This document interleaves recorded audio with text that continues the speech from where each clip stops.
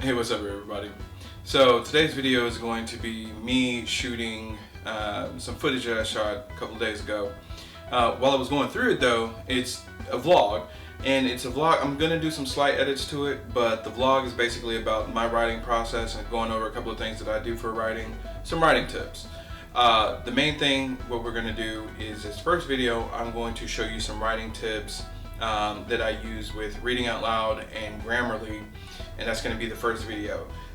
Then later on, I'm going to do another video, or I'm going to use some, use some other footage, and then do another video about using about sentences and how I read aloud for finding a way to add a little bit of musical quality to the sentences, right? So I'll go into more details on that inside the videos themselves, but right now I am going on ahead and we're going to go ahead and get the Grammarly video going from starting from here. So hope you enjoy. Let me know what you think, and I'll catch you later. I want you to seriously consider a choice. You can stay here knowing what you know now, or catch the return train. I want you to seriously consider a choice. You can stay here knowing what you know now, or catch the return train back to your university. If you go back, try to forget what you've seen and chalk it up to a fever dream. Or come on this train with me, and I can teach you so much more. With each rotation, the rose's petals, leaves, or thorns transform, each iteration beautiful in its own way. With each rotation, the rose's petals, leaves, or thorns transform, each iteration beautiful in its own way.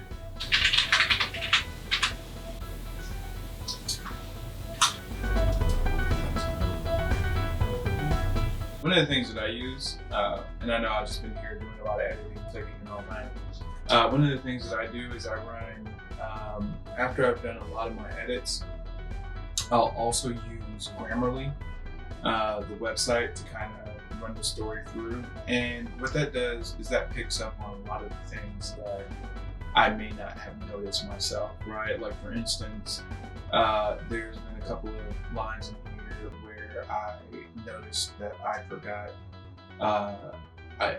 there may have been like some sentence fragments where I started deleting something and I forgot to go back and finish adding new words, or a lot of times whenever I write sometimes I forget the apostrophe, or a lot of times I'll put the apostrophe in like every time. And so Grammarly just helps catch those little mistakes that I will just read past all the time, right? But you also have to really understand what it is that you're going for in the story. So there's a scene here where I have an 8-year-old child speaking.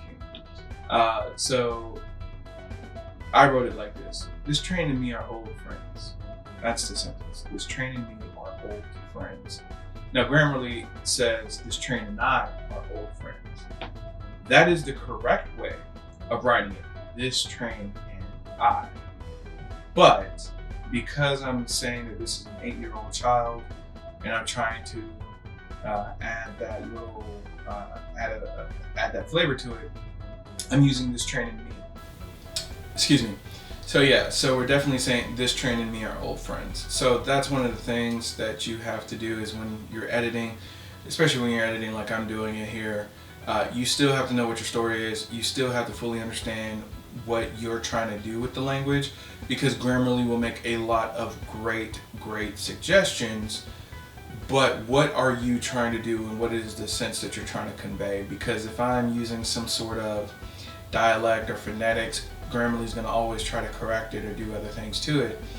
And I know you can kind of add stuff to make Grammarly more intelligent. For me, that's not what I would like to do per se. And I say more intelligent, like if you click on it, you can come over here and say incorrect suggestion or offensive content, something like that.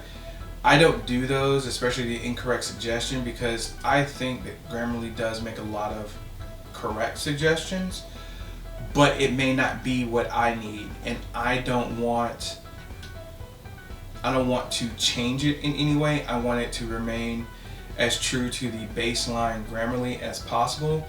And then that leaves a lot of room for me to have to figure things out on my own, as far as, like I said before, what I want a certain sentence to be like, what I want something to say, how I want to convey a scene in a story, and whether or not I'm using some sort of made up dialect or trying to show the difference between a youthful person, a child, or an adult.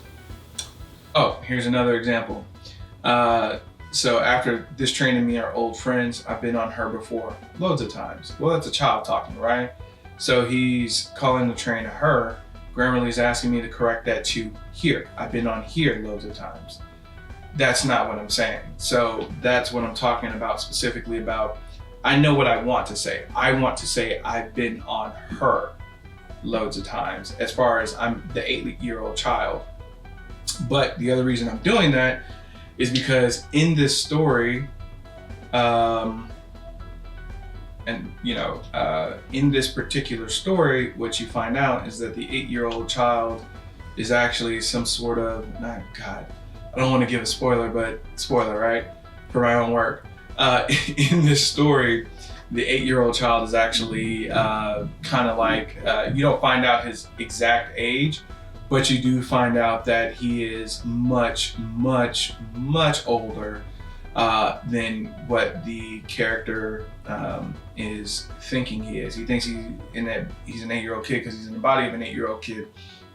When he sits down, his feet don't even touch the ground. But this 8-year-old child uses a strange combination. Basically, it's him trying to sound like he's 8, even though he's older.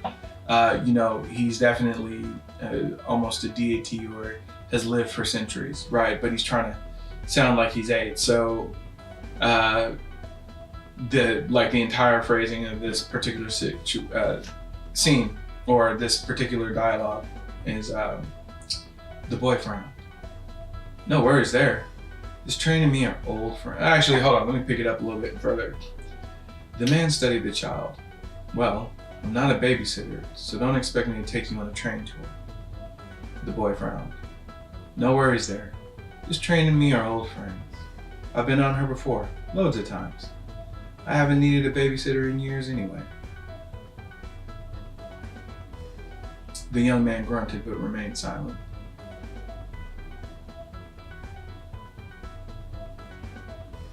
The young man grunted but didn't speak. That's better. He didn't speak because a grunt is not silent. He didn't speak. But there you go. So you heard that, right? The man studied the child. Well, I'm not a babysitter, so don't expect me to take you on a train tour. The boy frowned. No worries there. This train and me are old friends. I've been on her before loads of times. I haven't needed a babysitter in years anyway, right? That's what I'm talking about, where this is a 8-year-old who's not really 8, and the child is saying, I haven't needed a babysitter in years anyway. So when you're using Grammarly, just make sure that you fully understand what it is that you're trying to do with your story, what it is that you're going for. I think Grammarly is a great tool to help. Easy.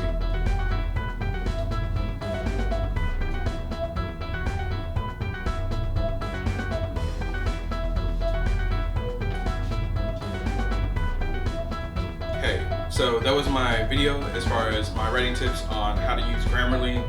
Went over a couple of things in there. Hope you enjoyed it. If you want me to go into more detail with how I'm using Grammarly, please let me know and I'll be happy to do that.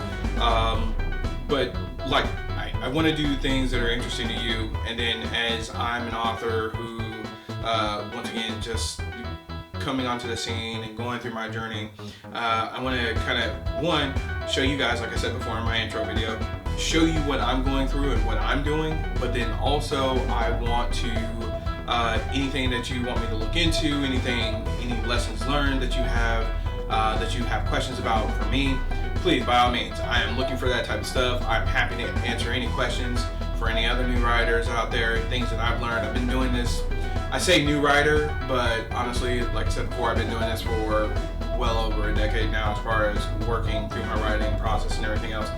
And I know a lot of writers have been going through that, and a lot of it comes down to practicing your craft on a regular basis, right? Overnight success does not happen overnight. You got to work through it. You got to keep going through it. You got to keep doing those things.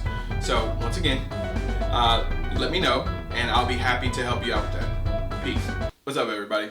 Hey, so real quick, I appreciate you watching the video. If you could just take a couple minutes for me and subscribe, right? Subscribe, hit the notification bell, like this video down below, and check out my other video, my very first one, and any other videos that I have linked, but please check them out. I hope you're enjoying the channel so far. I'm doing my best, just trying to, once again, let you guys know about what it's like being a new writer. So, or not necessarily a new writer, but just kind of sharing some of the processes I'm going through and some of the things that I'm going through as a writer. So once again, please subscribe, please like, please hit the notification bell, and also leave comments below. I'm perfectly fine. Leave some comments. Let me know what you're thinking. And let's do this. Let's keep growing this channel. Let's keep doing things together. And yeah, y'all take it easy.